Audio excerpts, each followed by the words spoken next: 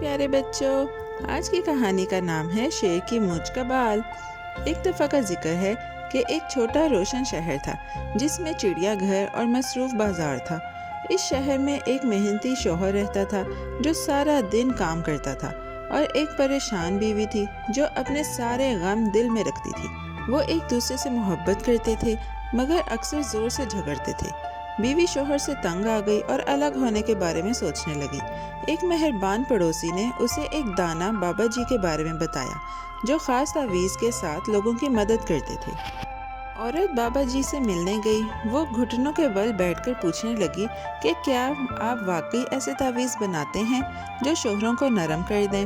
بابا جی نے سر ہلا کر کہا کہ یہ بات درست ہے۔ انہوں نے بتایا کہ تعویذ سے اس کا شوہر نرم اور فرما بردار ہو جائے گا۔ عورت نے پوچھا کہ یہ کیسے ہوگا؟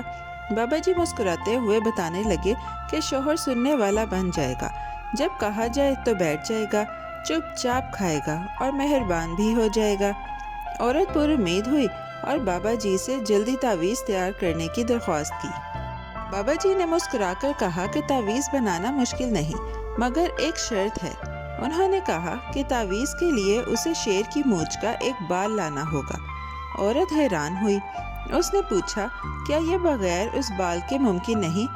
بابا جی نے سر ہلا کر کہا کہ مونچھ کا بال ضروری ہے۔ عورت نے کوشش کرنے کا وعدہ کیا اور امید بھرا دل لے کر بابا جی کی دعا کے ساتھ چل دی۔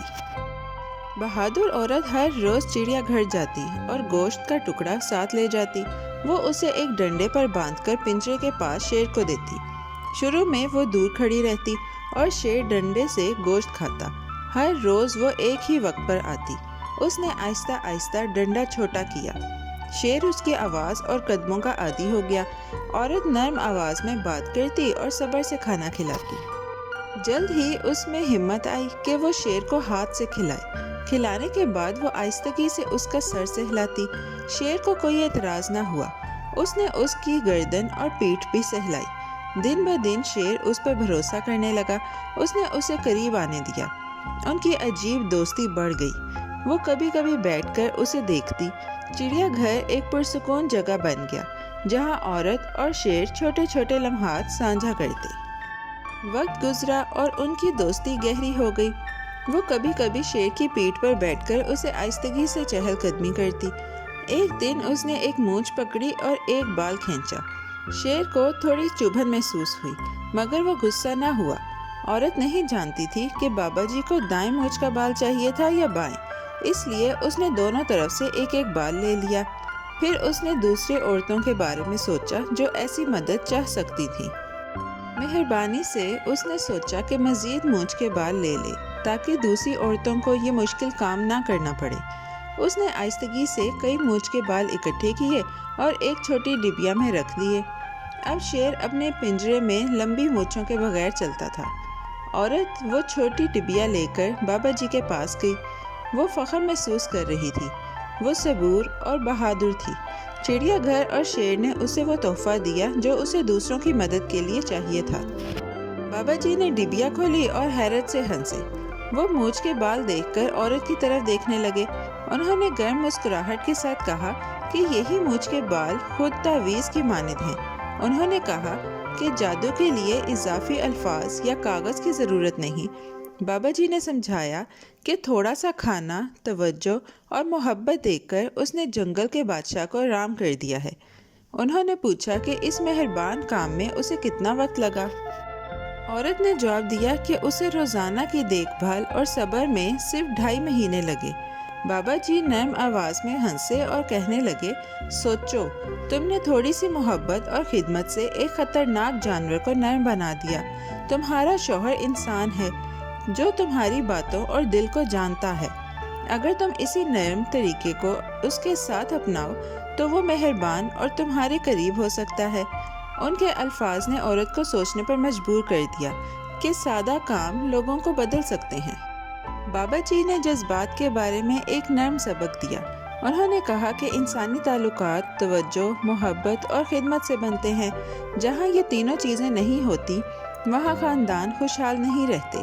انہوں نے مشورہ دیا کہ جب دل یقینی نہ ہو تو اچانک فیصلے نہ کرو۔ انہوں نے کہا کہ بعض اوقات فیصلے لمبے سفر سے پہلے کرنا چاہیے۔ اگر سفر شروع ہو چکا ہے تو غصے میں اترنے کی بجائے راستے کو آرام دہ بنانا زیادہ دانشمندانہ ہے۔ انہوں نے اسے صبر کرنے اور گھر کو گرم بنانے کی ترغیب دی۔ انہوں نے کہا کہ وقت کے ساتھ عورت کی قوت بڑھ سکتی ہے اور شوہر کی سختی کم ہو سکتی ہے۔ انہوں نے آسان مشورے دیے۔ اسے مہربانی سے کھانا دو، اپنے ہاتھ کا ذائقہ برقرار رکھو اور لمبے دن کے بعد اسے نرم توجہ دو۔ انہوں نے کہا کہ لوگ محبت اور توجہ انہی جگہوں پر ڈھونڈتے ہیں جن پر وہ بھروسہ کرتے ہیں۔ اگر وہ گھر میں یہ نہ پائیں تو وہ خود کو کھویا ہوا محسوس کر سکتے ہیں۔ محبت اور چھوٹی مہربانیاں بہت طاقتور جادو ہیں۔ بابا جی مسکرا کر خاموش ہو گئے۔ انہوں نے کہا کہ اگر وہ جو محبت اس نے شیر کو دی تھی اسی کا تھوڑا سا حصہ وہ اپنے شوہر کو دے دے تو وہ پوری زندگی اس کی خدمت اور خیال کرے گا۔ عورت نے مونچھ کے بالوں کی ڈبیا اٹھائی، جھک کر بابا جی کا شکریہ ادا کیا۔ وہ اٹھ کر اپنے گھر کی طرف راستے پر آہستہ آہستہ چلنے لگی۔ راستے بھر وہ شیر کی مونچھ کے بال گلی میں بکھیرتی گئی۔ تو پیارے بچوں، ہماری کہانی یہی ختم ہوتی ہے۔ ایک نئی اور دلچسپ کہانی کے ساتھ ہم پھر حاضر ہوں گے۔ Bye bye. پیارے بچوں، کیسی لگی آپ کو یہ کہانی؟